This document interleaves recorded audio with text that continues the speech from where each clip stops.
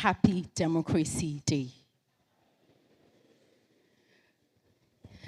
And with that fantastic foundation, I'll invite our very first speaker for today. And she's none other but Her Excellency, Dr. Mrs. Ameenah Gurib-Fakim.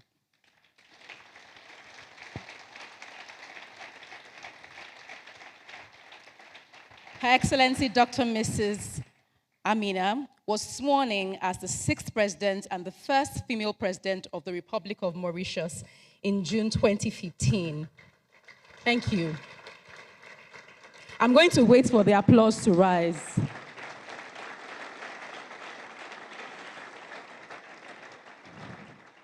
Serving with distinction until March 2018.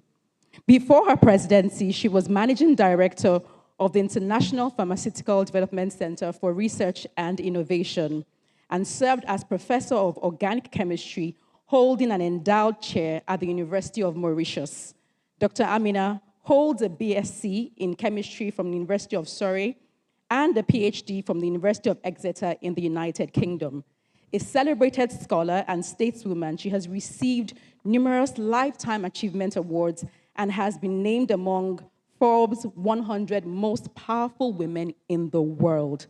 Please join me as we welcome, for her very first appearance at the platform Nigeria, Dr. Ameenah Gurib-Fakim.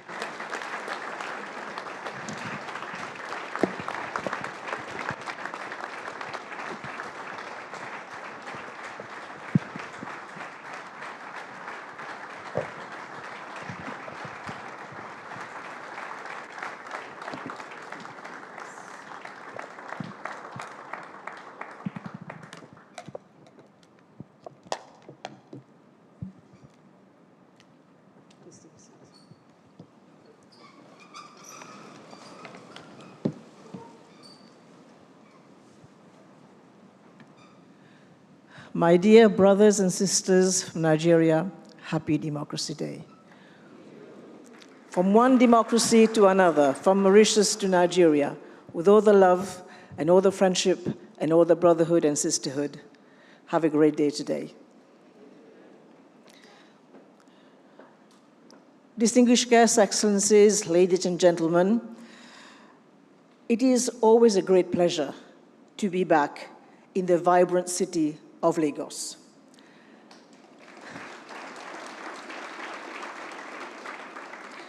To tell you how much I love this place, we are only in June 2025, and I'm already at my second visit.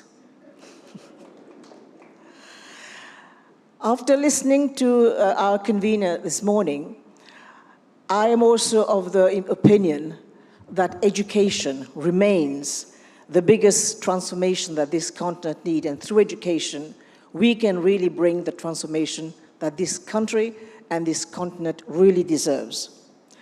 So I'm very pleased to be able to speak on how a sound education system can and will transform our continent. I will also reflect on how science, technology, and innovation can help drive sustainable development locally and, of course, continentally. As you're all aware, there are many interdependent factors that come to play when addressing such a broad topic, some of which offer considerable advantages to Africa, while others may impede growth on the continent. Ladies and gentlemen, let's start with a clear-eyed acknowledgement of our challenges.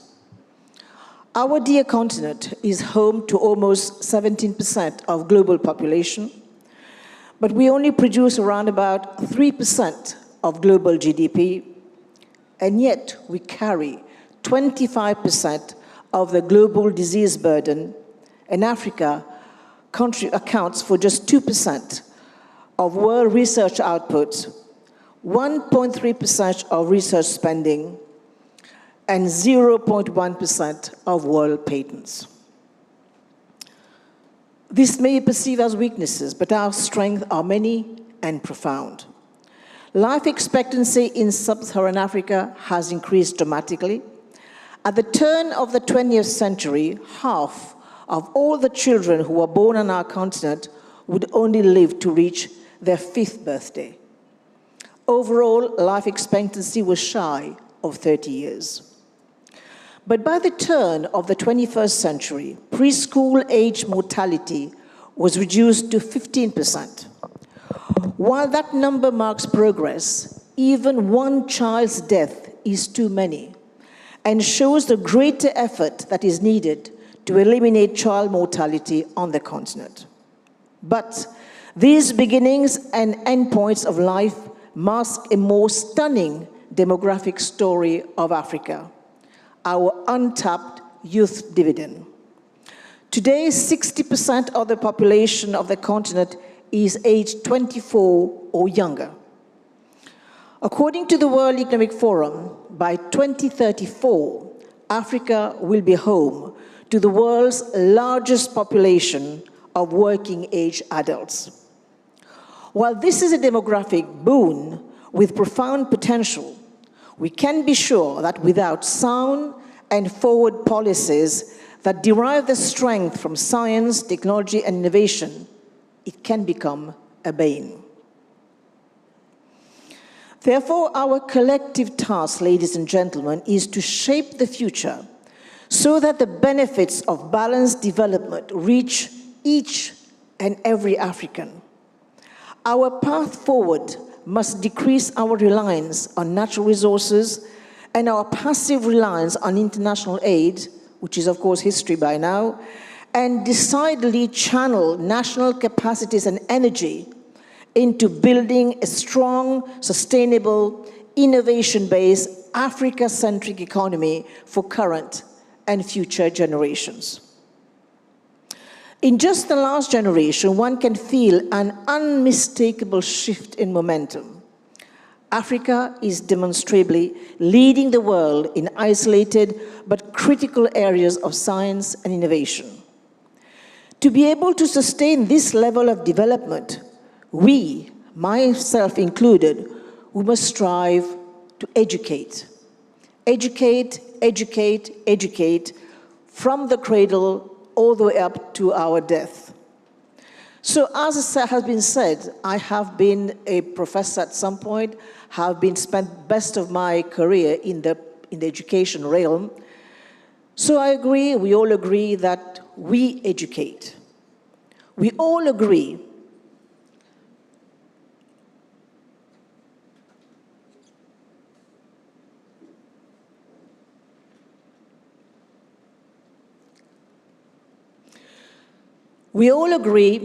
that in the narrowest of senses, universities offer today youth the knowledge and the skills they will need to enter the workforce.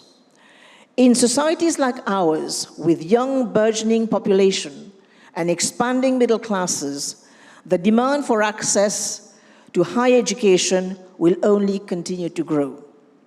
So universities will have a balancing act to do. How to negotiate the tension between increased access, sustained quality assurance, and relevance of the courses to societies they serve that will make the graduates employable. The question of what constitutes relevance in a university education will, of course, be answered differently in different locations. Any hasty answer can become short-sighted, as increasingly a university should not just be training for the jobs that exist today, but educating for the challenges that will exist in the future. We cannot possibly imagine today what problems an engineer or a clinician will be confronted with 20 or 30 years from now. But education we offer should provide that engineer, for example, with the intellectual tools that they need to tackle the problems that they cannot yet foresee, as well as ensuring that they are capable and flexible enough to re-educating themselves as new opportunities arise.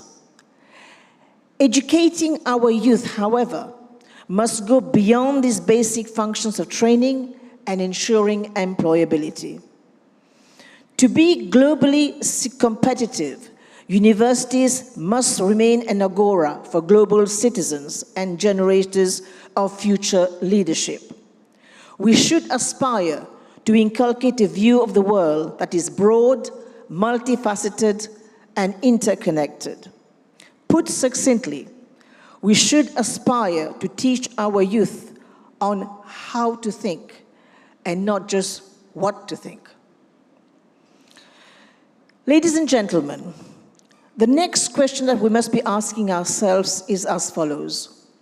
What are the ways universities contribute to their societies? University faculties also generate knowledge through their research. Alongside education, research can have a decisive impact on a university's contribution to society. Beyond its duty to impart knowledge, it is a university's commitment to research that allows it to conceive solutions to global challenges that is, and this is commensurate with its research output, be it applied or fundamental research. There remains, however, a false dichotomy, as one can easily state, that there are two types of research, and those who are in academia will understand this: applied and not yet applied, which is of course referred to often as fundamental. As academician, one must also like to stress on the importance of interdisciplinary research, and in particular the crucial role that the arts, humanities, and social sciences have in contextualizing the new knowledge we create. The problems we normally face, are human problems. The solution may be technological or science-based, but they can only be implemented in a human context. Only our specialists in the arts, humanities, and social sciences can help us do that. So we should not be exclusive, we should be inclusive in the way we teach all these subjects. But whether fundamental or applied, whether in the hard sciences or in the arts and humanities, what should drive a university is a thrill of discovery and the certainty that is making a difference to society locally and globally. Ladies and gentlemen, my third point is that there is another way in which the 21st century university can contribute to society. It is by innovating. To be useful to society, a university must put its discoveries to work so as to be able to create impact. Science, technology are not only the tools for generating knowledge, but they should also help spin off incubators, firms, and revenue generation and jobs created. It matters now more than ever, especially in the current political context, when even elite universities are under pressure. Yet, it is also a fact that universities have enormous convening power, and their leaders have their natural capacity to work closely with policymakers, educators, and industry leaders. They are uniquely positioned to be outlets for innovation in the service of society, and this should be a key aspiration for the 21st century university, whilst not forgetting that nowadays, data is now the new oil. How do we do this, ladies and gentlemen? I have outlined what I think should be essential function of a global, world-leading university in the 21st century. It is easier said than done. The question remains, how do we achieve this? And when we achieve it, how do we sustain it? I would like to argue, again without being too prescriptive, that there are at least 4 essential elements to the mix. The first is the need to invest, and I stress on the word invest, because too often in our societies we tend to think of educating as an expense. It is not an expense, it's an investment. The need to invest in the human capital. It is impossible to build high-quality institutions without high-quality people. All of us, whether living in developed or emerging societies, are now faced with the imminent prospect of a slowdown in economic growth driven by commodities. When that happens, societies that have failed to invest in their men and women will fall behind. A university must be committed to be the full development of a nation's talent. By this I mean a development of talent that is inclusive of sectors of population and have not traditionally been represented in higher education, and to whom opportunities have not traditionally been afforded. The role of women is a case in point. It is an area where African countries, interestingly enough, have been at the vanguard. Ladies and gentlemen, it is not by accident that the first university was established by an African Muslim woman, the Tunisian-born Fatima Al-Firi, in 859 CE in Fez, Morocco. Unfortunately, even to date, inequality of opportunity between men and women still persists in the university sector generally. There is a contributing disparity between the number of women who enter higher education and those who go on to attain highest level of academic success. To be able to redress this, higher standards of openness and inclusiveness are needed. And one has to strive to create the best place for study for all individuals, whatever their gender or their background. Equality of opportunities should be our guiding mantra, because a university's diversity plays an important role in sustaining its academic excellence. I just wish President Trump will hear this. World-class universities need the most talented men and the most talented women if they are to remain world-class. The second point I would like to stress on, the need for collaboration. In this 21st century, a collaboration between universities within countries and across borders is no longer optional. It is existential. When I talk about collaboration, I'm talking about education, but of course we have to look at collaboration in the wider sense of the word. The African continent, for example, has already developed and already put in place the AFCFTA, which is the Africa Free Trade, which will be creating a biggest market in our continent. I may be digressing, but I think I'll come to the point in a minute. So if we agree that the generation of knowledge through research is an essential function of a successful modern university, then we must all agree on the need for stronger and more productive collaboration. Most of you in the audience will be well acquainted with the transformational flourishing of the arts and sciences that took place in many parts of Africa.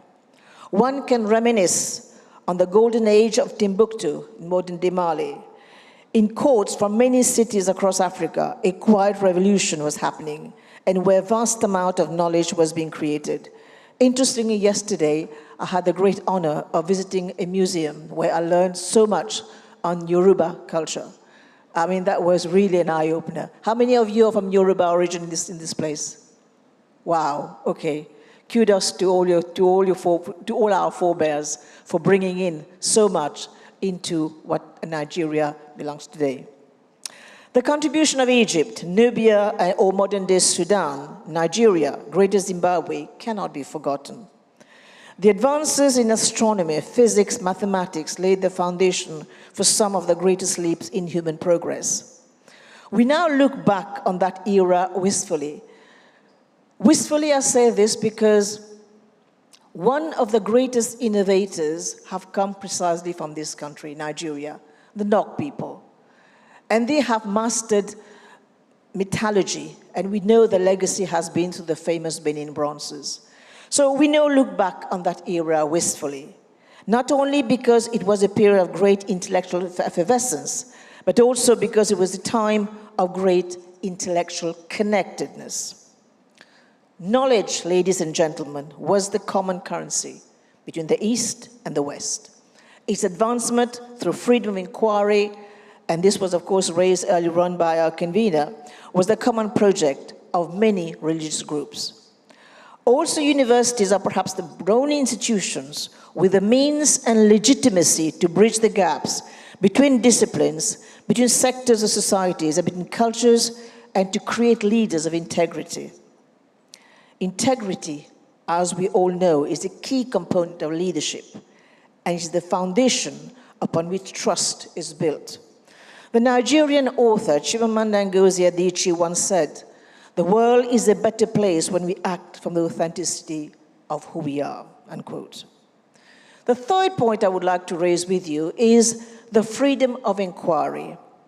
Alongside the imperative to invest in talent and to collaborate, there is a third essential and non-negotiable requisite for a global, world-leading university, the freedom of inquiry. Our convener spoke about the freedom of speech earlier on, but the freedom of inquiry is also one of the bedrocks on which strong academic institutions are built.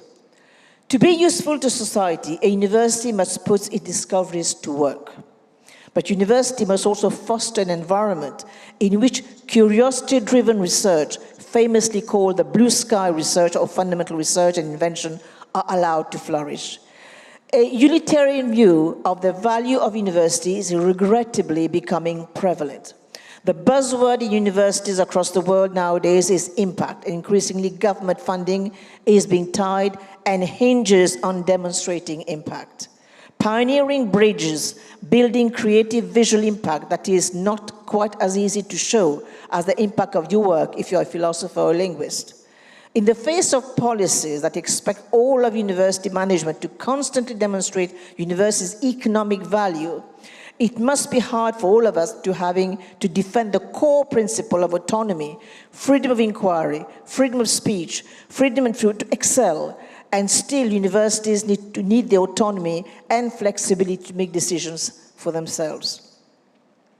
Research-intensive universities are also long-term enterprise, crucial to their vitality and their ability to resist pressures and to move their research in a more utilitarian direction and forego the often serendipitous outcome of investigator-led inquiry.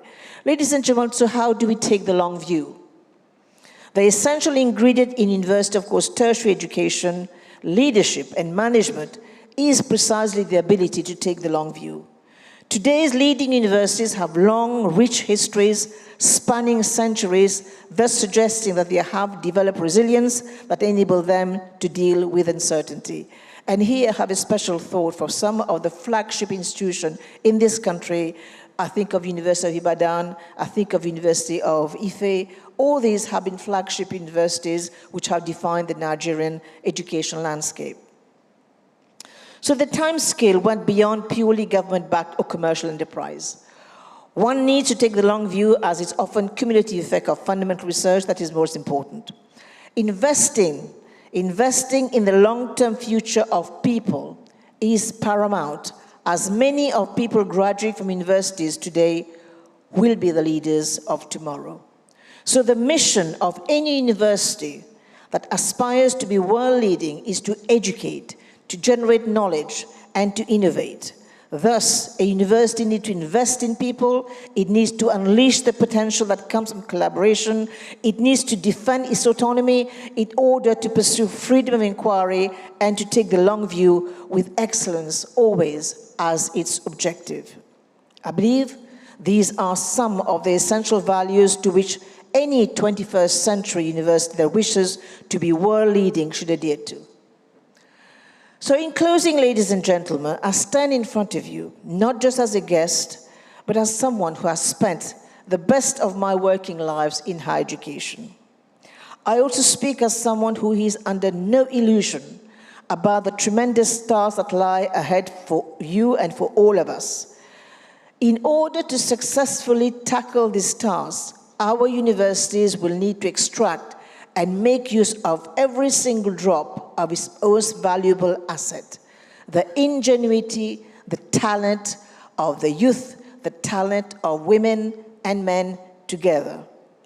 Also, to be able to confront global challenges, we will have to rely not only on scientists and engineers, but on this expert in the humanities, in the social sciences, who can put the global challenges in a human perspective. To face the dangers of a changing climate, increasing demand on the world's resources, we must look ahead and consider a future where knowledge remains the primary fuel for growth. Rest assured that there is no dearth of knowledge, there is no dearth of wisdom, there is no dearth of talent and, of course, resources in this country and across Africa that can help drive our own future, that can really be the rock on which we can build. So in the decades ahead, universities will be at the heart of the way in which our countries respond to these challenges, to satisfy our society's aspiration for equality, development, and growth. It is a fact that our good universities may not always have all the answers. We therefore are certainly bound by our duty to society to articulate the right questions. Ladies and gentlemen, I cannot close by not addressing the tremendous potential of our diaspora. Education is the path out of poverty and to a more prosperous and peaceful world. It is also a direct means to economic development because it creates the foundation of skills and analysis on which technology innovation everywhere in the world is dependent. At the highest level of the education spectrum, we must ensure that our most talented students can enjoy a world-class higher education without being forced to seek for it overseas. Too many of these young scholars understandably stay after obtaining advanced degrees to make their careers and homes in their adopted country. This is their loss, this is Nigeria's loss, this is Africa's loss. The only way to reverse the brain drain is to provide comparable professional and personal opportunities for our most talented sons and daughters at home here in Africa. Only in this way will we stay in Africa or return home, not out of a sense of duty or sacrifice or sentiment or even adventure, but instead because their native country is a rewarding and exciting place to live and to work. Rather than bemoaning the loss of the diaspora, we must make Africa irresistible for those who want to pursue science, technology, and innovation. Buckminster Fuller once said, "You never change things by fighting the existing reality. To change things, we build a new model that makes the existing model obsolete." So let us change the present status quo and make it happen. And I'm sure I'm convinced Nigeria has all the talent it needs to make it happen. And I was saying recently, if only you look at the health sector in Nigeria, if you look at a hospital, or some hospital in Chicago, if you repatriate all these talents back in Nigeria, you won't have a talent problem. Because they are driving the health institution, they're driving so many innovative practices across on the other side of the Atlantic. So let us see how we can create the opportunities. Let us see how we can create the ecosystem. And through quality education, through quality institutions, that we can help bring them back here home to roost and make it happen. Because at the end of the day, the future of our continent will not depend solely on the minds. It will depend on our minds. Thank you so much.